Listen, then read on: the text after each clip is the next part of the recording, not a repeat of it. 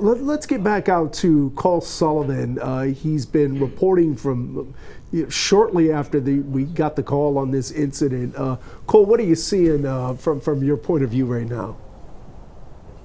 Chris, this scene is changing. Just in the last 5 or 10 minutes or so, we've seen the fire department leave this scene and the police command post come in. I'm going to step out of the way so you can see what we're seeing here. People who have been watching the stream as we've been out here for hours now can see there is a lot less of those emergency vehicles, of those first responders who are here on the scene right now. This is something that Jason and Chris have been talking about. We've seen this transition from an emergency response to an investigation here on the scene. You can see some fire officials still here, but we've seen those paramedic units, the ambulances leave. We saw fire trucks leave in the last few minutes. We saw, and I'm not sure you can make it out from this vantage point, this big black mobile command post the City of Dallas Office of Emergency Management has arrived here on scene and set up here as well to kind of provide that central location as this investigation continues. We're told that there are some federal agents here on scene as well helping with all of this.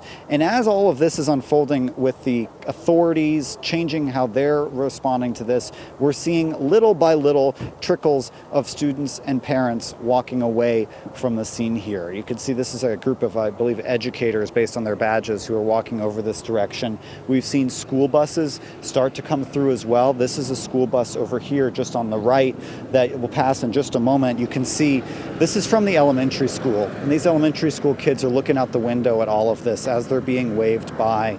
Imagine being just in grade school and seeing all of this happen next door. We know that elementary school went on lockdown through all of this as well.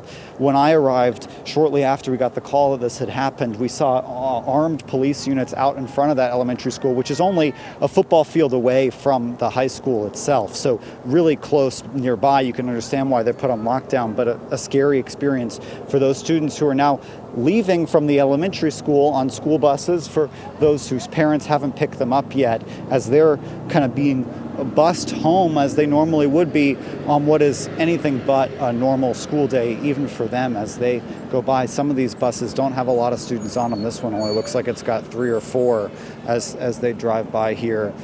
This kind of police checkpoint that is where police had stopped everyone earlier, now they're starting to let a little bit of traffic go through here. Parents who were able to tell these officers that they were they were going to pick up their kids were allowed to walk through this area as well. Now we're starting to see some other cars that have started going through this direction too. I still have this crime scene tape up, still have an officer kind of managing as folks come through here.